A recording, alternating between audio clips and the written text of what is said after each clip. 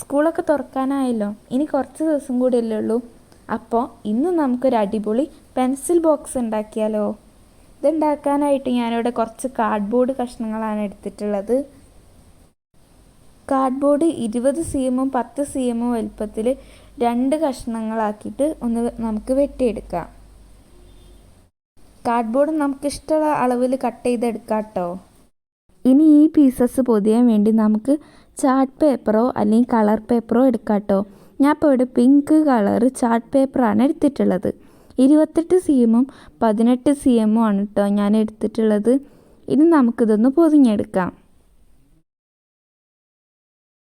Pencil box ഞാനിപ്പോൾ ഇന്ന് ആദ്യമായിട്ടാണ് ഉണ്ടാക്കുന്നത്. അതിനുകൊണ്ട് കാർഡ്ബോർഡ് വെച്ച് അതിനുണ്ടെങ്കിൽ നല്ല പേടിയുണ്ട്.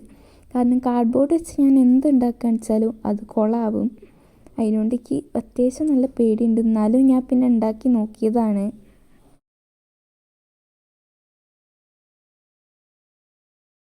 നിങ്ങൾ ഈ ബോക്സ് ഉണ്ടാക്കുമ്പോൾ കൂടുതൽ ചാർട്ട് പേപ്പർ ഉപയോഗിക്കാൻ വേണ്ടി നോക്കുക. കാരണം കളർ പേപ്പർ ആകുമ്പം കട്ടി കുറവാണല്ലോ, അപ്പം വേഗം കേടുന്നു പോകാൻ ചാൻസ് ഉണ്ട്. ചാർട്ട് പേപ്പർ അത്യാവശ്യം കട്ടിയും ഉണ്ടാവും. നമ്മൾ അതിൻ്റെ മുകളിൽ സെല്ലോ ടൈപ്പ് പൊട്ടിക്കുമല്ലോ, അപ്പോൾ അത്യാവശ്യം കാലം കിട്ടുകയും ചെയ്യും. ഇതേപോലെ ഒന്ന് വെട്ടിയെടുത്താൽ നമുക്ക് മടക്കാൻ ഇത്തിരി സിമ്പിളാവും. ഞാൻ മറ്റേത് വെട്ടിയത് ലേശം കുളമായിട്ടുണ്ട്. ഇത് നമുക്ക് മടക്കണതിൻ്റെ മുമ്പ് ഒന്ന് ശരിയാക്കി വെട്ടിയെടുക്കാം. അതേപോലെ നമ്മൾ പശ തേക്കുമ്പോൾ കൈ കൊണ്ടൊന്ന് പരത്തിയിട്ട് തേക്കാൻ നോക്കുക. കാരണം നമ്മൾ പശ അതേപോലെയാണ് വരിക. അപ്പോൾ ആ പശ വരുമ്പം നമ്മൾ നേരെ ഡയറക്റ്റായിട്ട് അതൊട്ടിക്കുമ്പം അതിൻ്റെ ഒരു ഷേപ്പ് പോലെ വരും. നമ്മളിപ്പോൾ ഏതെങ്കിലും ഒരു ഷേപ്പിലാണല്ലോ പശ തേക്കുക. അപ്പോൾ ആ ഷേപ്പ് അതിലേക്ക് ഇതായിപ്പോവും. നമ്മുടെ പേപ്പറിൻ്റെ മുകളിലേക്ക് ഇതായിട്ട് ഉണങ്ങി കഴിയുമ്പോൾ ഒരു അടയാളം വരും. അതുകൊണ്ടാണ് കേട്ടോ ഞാൻ ഇപ്പോൾ കൈ കൊണ്ട് നല്ലോണം തേച്ചിട്ട് ഇത് ഒട്ടിച്ചു കൊടുക്കുന്നത്.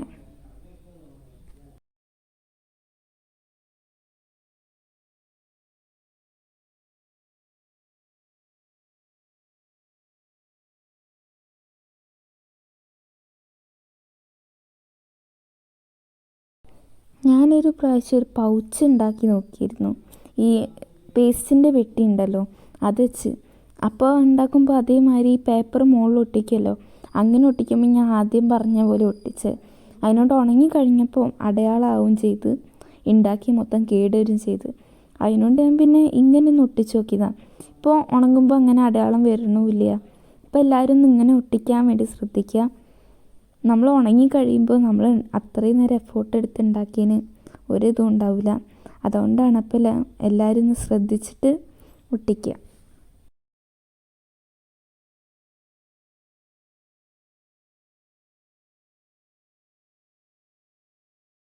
നടു ഒട്ടിക്കുമ്പോൾ മുഴുവൻ ആ പേപ്പർ ഒട്ടിയില്ല. അത് സാരം നമുക്ക് അതിൻ്റെ മുകളിൽ വൈറ്റ് പേപ്പർ ഒട്ടിക്കാണ്ട് അതിനോട് അവിടെ നടുവിൽ നമുക്ക് ഇങ്ങനെ തന്നെ വെക്കാം. പകരം നമുക്ക് മുഴുവൻ പിങ്ക് ചാർട്ടാക്കാം കേട്ടോ. ഞാനൊരു വെറൈറ്റിക്ക് വേണ്ടി നടുവിൽ വെള്ളം ഒട്ടിച്ചു എന്നുള്ളൂ. ഞാനതിപ്പോൾ 2 എണ്ണം ഒട്ടിച്ചെടുത്തിട്ടുണ്ട്. ഇനി നമുക്ക് അവിടെ ഒട്ടിക്കാനുള്ള അളവിൽ ആ പേപ്പർ ഒന്ന് വെട്ടിയെടുക്കാം. എന്നിട്ട് നമുക്കൊന്ന് ഒട്ടിച്ചു കൊടുക്കാം. ഞാൻ 2 നമ്മുടെ കാർഡ്ബോർഡിൻ്റെ പീസിലും ഒട്ടിച്ചു കൊടുക്കുന്നുണ്ട് കേട്ടോ. നിങ്ങൾക്ക് വെള്ള പേപ്പറിന് പകരം അവിടെ പിങ്ക് ചാർട്ട് പേപ്പർ തന്നെ എടുക്കാം കേട്ടോ. അല്ലെങ്കിൽ നമ്മൾ 28 cm 18 cm എടുത്തല്ലോ, അതൊന്ന് കുറച്ച് വലുപ്പത്തിലെടുത്താലും മതി കേട്ടോ.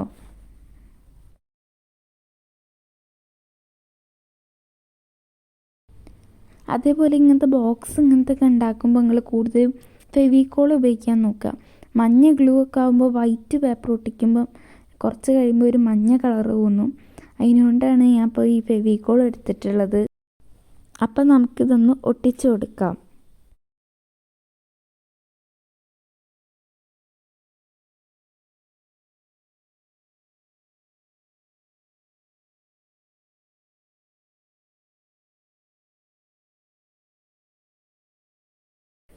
അപ്പം ഞാൻ വൈറ്റ് പേപ്പർ ഒട്ടിച്ച് കൊടുത്തിട്ടുണ്ട്. എന്നിട്ട് 20 cm 4 cm വലുപ്പത്തിൽ 2 കഷ്ണം കാർഡ്ബോർഡ് വെട്ടിയെടുത്തിട്ടുണ്ട്.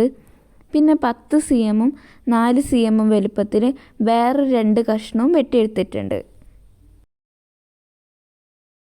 നിങ്ങൾക്കിത് വെച്ചപ്പോൾ തന്നെ മനസ്സിലായല്ലോ, നമ്മുടെ ആ ബോക്സിൻ്റെ ഷേപ്പിന് വേണ്ടിയിട്ടാണ്. നമ്മൾ നേരത്തെ കാർഡ്ബോർഡ് പൊതിഞ്ഞെടുത്തല്ലോ, അതേപോലെ ഈ 4 കഷ്ണം കാർഡ്ബോർഡ് നമുക്കൊന്ന് പൊതിഞ്ഞെടുക്കാം. ഇത് ഞാൻ നേരത്തെ പോലെ തന്നെ വൈറ്റും പിങ്കും പോലെ തന്നെ കേട്ടോ ചാർട്ടും A4 വെച്ചിട്ട് പൊതിഞ്ഞെടുക്കുന്നത്.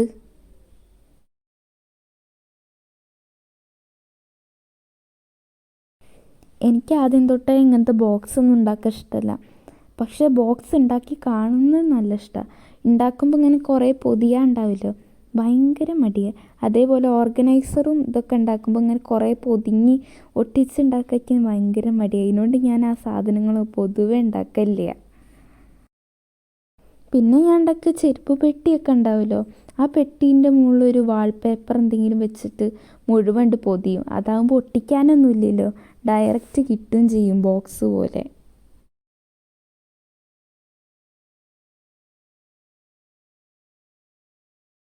ഞാൻ ചെറിയ 2 എണ്ണത്തിനാണ് വെള്ളം അടിച്ചിട്ടുള്ളത്.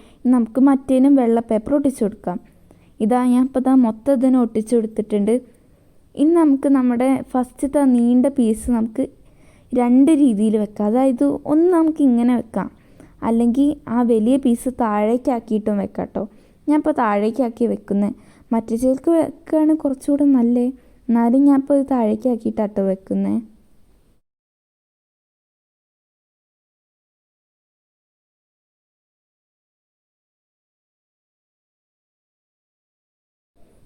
ഇതുണ്ടാക്കി ഇത്ര എത്തിയപ്പോഴാണ് എനിക്കൊരു കാര്യം ഓർമ്മ വന്നത്.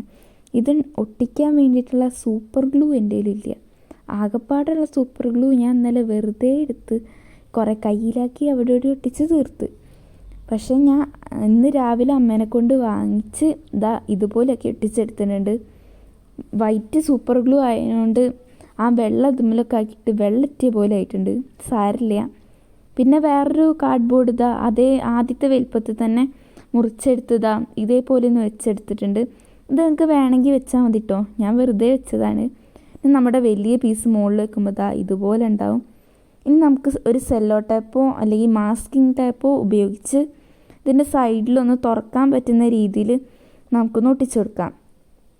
ആദ്യം അതൊന്ന് ഇങ്ങനെ എടുത്ത ശേഷം സെല്ലോ ടേപ്പ് നമ്മുടെ ഈ കാർഡ്ബോർഡിൻ്റെ കഷ്ണത്തിൻ്റെ അതേ വലുപ്പത്തിൽ ഒന്ന് ഒട്ടിച്ചു കൊടുക്കാം. ഒരു ഭാഗമാട്ടോ ഞാൻ പൊട്ടിക്കുന്നത്. ഒട്ടിച്ചിട്ടുണ്ട്. ഇനി നമുക്കിത് ആ പെട്ടീൻ്റെ അറ്റത്ത് കൊണ്ടുപോയിട്ട് ഇതേപോലെ ഒന്ന് വെച്ച ശേഷം ഒന്ന് ഒട്ടിച്ചു കൊടുക്കാം. ഞങ്ങൾക്കൊന്ന് കാണിച്ചതാ. ഇതുപോലെ ഒന്നാക്കി ഒട്ടിച്ച ശേഷം നഖം കൊണ്ടൊന്ന് നല്ലോണം അമർത്തി കൊടുക്കാം. ഇനി അധികമുള്ള ഭാഗം നമുക്ക് വേണമെങ്കിൽ വെട്ടിക്കളയാം കേട്ടോ, അല്ലെങ്കിൽ ഉള്ളിക്കാക്കിയിട്ട് ഒട്ടിച്ചു കൊടുക്കാം. ഞാനിപ്പോൾ വെട്ടിക്കളഞ്ഞിരിക്കുകയാണ്. ഇനി നമുക്ക് വേറൊരു പീസ് ഓഫ് സെല്ലോ ടേപ്പ് അതേ വലിപ്പത്തിലെടുത്ത ശേഷം ഉള്ളിലും പുറത്തെ പോലെ തന്നെ ഒട്ടിച്ചു കൊടുക്കാം. നമുക്ക് വേണമെങ്കിൽ ഇത് മുഴുവനും സെല്ലോ ടേപ്പ് വെച്ച് ഒട്ടിക്കാം. പകരം ഞാൻ കുറച്ച് സ്റ്റിക്കേഴ്സൊക്കെ ഒട്ടിച്ച ശേഷമാണ് കേട്ടോ ഈ സെല്ലോ ടേപ്പ് വെച്ച് മൊത്തം ചുറ്റി കൊടുക്കുന്നത്. നമ്മുടെ ബോക്സ് ഇതുപോലെ ആയിട്ടുണ്ട്. താഴേക്ക് ആ സൂപ്പർ ഗ്ലൂവിൻ്റെ ഇത് കാരണം ഒന്നായിട്ട് ഇതായിട്ടുണ്ട്. നമുക്ക് വേണമെങ്കിൽ അങ്ങനെ സൂപ്പർ ഗ്ലൂ വെച്ചാക്കുന്നതിന് പകരം ഗ്ലൂ ഗണ്ണ് ഉപയോഗിക്കാം കേട്ടോ, അല്ലെങ്കിൽ ഫെവിക്കോൾ വെച്ചിട്ട് കുറേ നേരം പിടിച്ച് നിൽക്കേണ്ടി വരും. അതുകൊണ്ടാണ് ഞാൻ ഇപ്പോൾ സൂപ്പർ ഗ്ലൂ എടുത്തത്.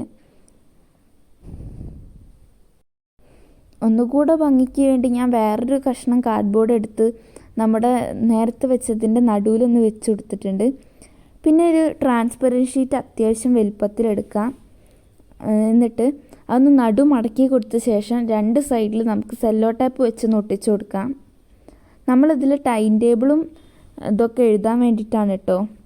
ഞാൻ ഒരു മോഡൽ എഴുതി വെച്ചിട്ടുണ്ട്, ടൈം ടേബിൾ എന്ന് പറഞ്ഞിട്ട്, സ്കൂൾ ടൈം ടേബിൾ എന്ന് പറഞ്ഞിട്ട്. പിന്നെ Monday, Tuesday, Wednesday, Thursday, Friday അതൊക്കെ എഴുതി കൊടുത്തിട്ടുണ്ട്. നമുക്കത് നല്ല സ്കെച്ചൊക്കെ വെച്ചിട്ട് കളർ ചെയ്ത് കൊടുക്കാം കേട്ടോ. ഞാൻ ലാസ്റ്റാണ് കളർ ചെയ്യുന്നത്. ഈ ട്രാൻസ്പെറൻറ്റ് ഷീറ്റ് ഒട്ടിക്കാനുള്ള ഡബിൾ സൈഡ് ടേപ്പ് എൻ്റെ ഇല്ല. അതുകൊണ്ട് ഞാൻ ഒരു കഷ്ണം സെല്ലോ ടേപ്പ് എടുത്ത് നടു ഇതുപോലെ മുറിച്ച ശേഷം എന്തെങ്കിലും ഒരു സാധനത്തിൻ്റെ നടുവ് കൂടെ ഒന്ന് ചുറ്റി കൊടുക്കുകയാണ്. നിങ്ങൾക്ക് ഞാൻ പറഞ്ഞാൽ മനസ്സിലാവുക, കാണിച്ചു തരാം എന്നാൽ നിങ്ങൾക്ക് മനസ്സിലാവും കേട്ടോ. ഇത് ഡബിൾ സൈഡ് ടാപ്പ് ഉണ്ടാക്കണ പല പല വീഡിയോസൊക്കെ ഉണ്ടല്ലോ, അതിൽ ഞാൻ കണ്ടതാണ്. അപ്പം ഞാൻ വിചാരിച്ചത് വലിയൊരു ഉറപ്പുണ്ടാവില്ല എന്നാണ്. ശരിക്കുള്ള ഡബിൾ സൈഡ് ടാപ്പ് ഒരു നല്ല ഉറപ്പിൽ നിൽക്കണ്ട് കേട്ടോ. ഞാൻ എൻ്റെ വാളിലൊക്കെ ഇതേപോലെ ഉണ്ടാക്കി ഒട്ടിച്ചു കൊടുത്തിട്ടുണ്ട്. അതിപ്പോഴും അവിടെ തന്നെ നല്ല ഇതിൽ ഒട്ടി നിൽക്കുന്നുണ്ട് കേട്ടോ.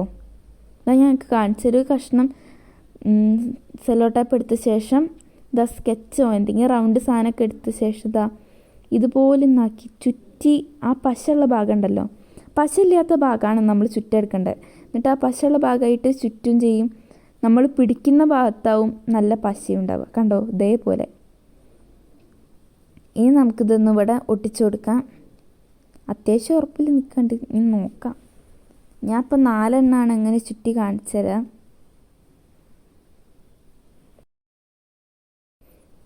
നമ്മളിങ്ങനെ ഡബിൾ സൈഡ് ടാപ്പ് ഉണ്ടാക്കുമ്പം നമ്മുടെ ഫിംഗർ പ്രിൻറ്റ് നല്ലോണം ഇതുമില്ലായിട്ട് അതിൻ്റെ പശ പോവും. അതുകൊണ്ട് കഴിയണതും എല്ലാവരും വേഗം കൈ കൊണ്ട് ഒറ്റ ഇതിൽ അമർത്തി ഒക്കെ നോക്കാം. അല്ലെങ്കിൽ നമുക്ക് വിരലുകൊണ്ട് ഇങ്ങനെ ഒന്ന് മടക്കി കൊടുത്താലും മതി കേട്ടോ. ഞാൻ ഇപ്പം വെറുതെ ഇങ്ങനത്തെ പെന്നിൻ്റെ മുകളിൽ വെച്ചിട്ട് പല രീതിയിൽ ഒട്ടിച്ചു കൊടുക്കുന്നുണ്ട്. പക്ഷെ പോരണ്ട്. ലാസ്റ്റ് ഞാൻ പെന്നുമെന്നുണ്ട് ഊരി, എന്നിട്ട് എടുത്ത് കൈ കൊണ്ട് ഇതേപോലെ നാക്കി ഒട്ടിച്ചു കൊടുക്കുകയാണ് ചെയ്തത്. അതാണ് നല്ലത് കേട്ടോ. ആ പെന്നുകൊണ്ട് ആക്കുമ്പോഴേ ദേഷ്യം പിടിക്കേണ്ടിക്ക്. ഈ സെല്ലോ ടാപ്പ് വെച്ചിട്ട് ഡബിൾ സൈഡ് ടാപ്പ് ഉണ്ടാക്കുമ്പോൾ എൻ്റെ ക്ഷമ നല്ലോണം ഈ സെല്ലോ ടാപ്പ് പരീക്ഷിച്ചിട്ടുണ്ട്. സാരമില്ല, ഒരുവിധം കഷ്ടപ്പാടിന് ശേഷം അത്യാവശ്യം നല്ല രീതിയിൽ ഒരു സാധാ ഡബിൾ സൈഡ് ടാപ്പ് പോലെ ആയിട്ടുണ്ട്.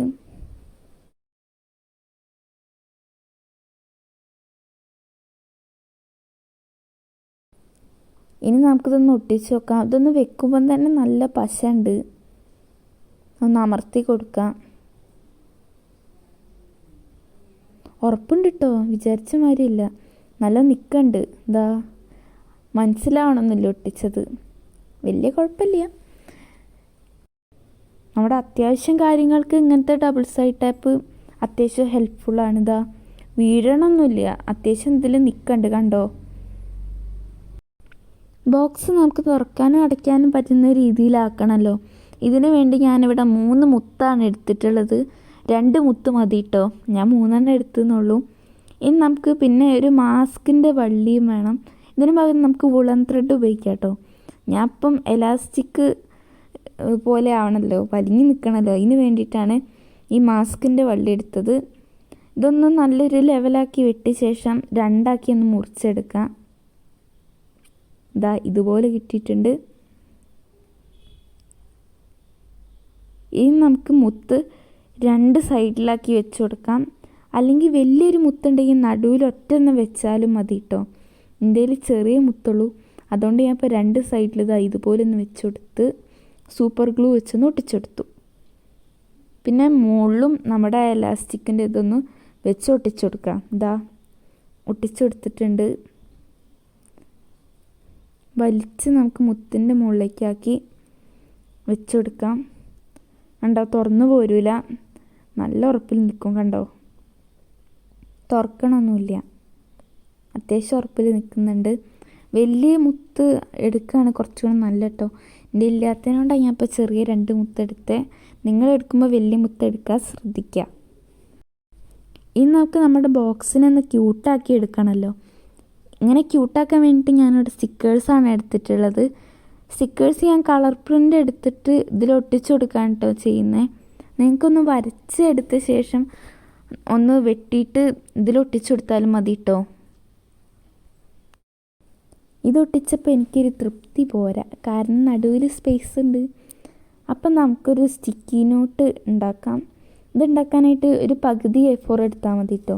1 മൊത്തം നമുക്ക് വേണമെങ്കിൽ എടുക്കാം. എന്നിട്ട് ഞാൻ കാണിക്കുന്ന പോലെ ഒന്ന് വെട്ടിക്കൊടുക്കാം.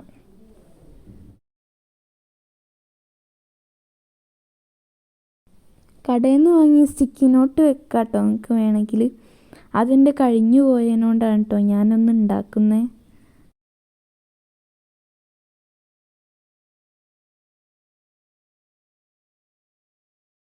ഞാനിപ്പോൾ ഇവിടെ മടക്കിയിട്ടാണ് കേട്ടോ സ്റ്റിക്കി നോട്ട് ഉണ്ടാക്കുന്നത്. നിങ്ങൾക്ക് വേണമെങ്കിൽ അളവെടുത്തിട്ട് വെട്ടിയെടുക്കാം. എൻ്റെതൊക്കെ അളവെടുത്ത് വെട്ടിയ പല പല ഷേപ്പാവും. അതുകൊണ്ട് ഞാൻ ഇപ്പോൾ ഇങ്ങനെ മടക്കിയിട്ടാണ് വെട്ടുന്നത്. മടക്കിയിട്ട് വെട്ടിയാലും എൻ്റെ എന്തെങ്കിലും ഷേപ്പാകും. പിന്നെ ലാസ്റ്റ് കഷ്ടപ്പെട്ട് കത്രിക എടുത്ത് അവിടെ ഇവിടെ റെഡിയാക്കി വെട്ടിയാലേ ശരിയാവുള്ളൂ. ഈ സ്റ്റിക്കി നോട്ടും മിക്കവാറും അതുപോലെ ആവും എനിക്ക് തോന്നുന്നത്. ഞാൻ അറിയില്ല, നോക്കാം.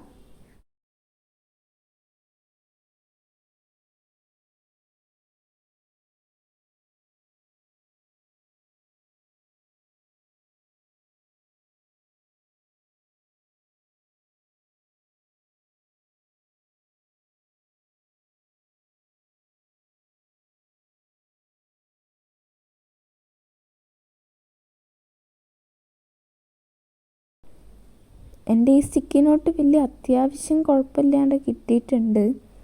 ഞാനൊരു കുഞ്ഞ് ചിത്രമൊക്കെ വരച്ചു കൊടുത്തിട്ടുണ്ട്.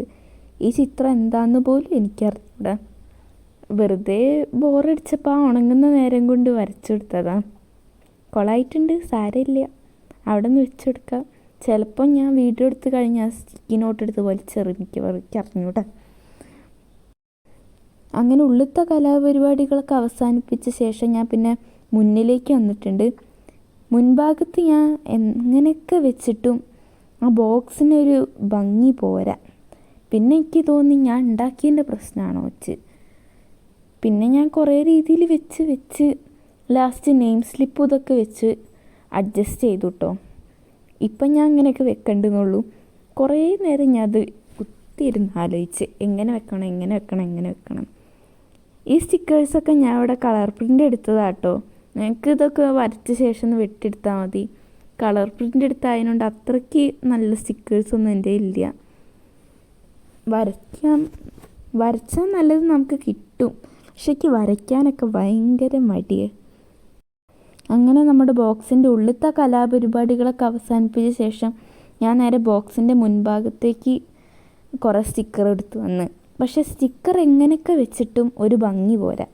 ലാസ്റ്റ് ഞാൻ ഒരു വലിയ സ്റ്റിക്കറും ഒരു നെയിം സ്ലിപ്പും പിന്നെ ചുവപ്പ് മഷി പെന്ന് വെച്ചിട്ട് കുറച്ച് റെഡ് ഹാർട്ട്സൊക്കെ വരച്ചു കൊടുത്ത്. അപ്പോൾ വലിയ കുഴപ്പമില്ല തോന്നി.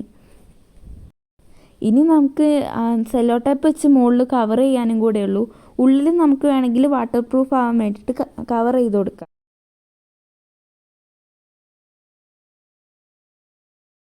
അപ്പം നമ്മുടെ ബോക്സിൻ്റെ ഫൈനൽ ലുക്ക് ഇതാണ്. വീഡിയോ ഇഷ്ടപ്പെട്ടാൽ സപ്പോർട്ട് ചെയ്യാൻ മറക്കരുത്. ഈ ബോക്സിൽ വെക്കാനുള്ള നമ്മുടെ സാധനങ്ങളുടെ ബാക്കി ക്രാഫ്റ്റ്സുമായിട്ട് നമുക്ക് അടുത്ത വീഡിയോയിൽ കാണാം.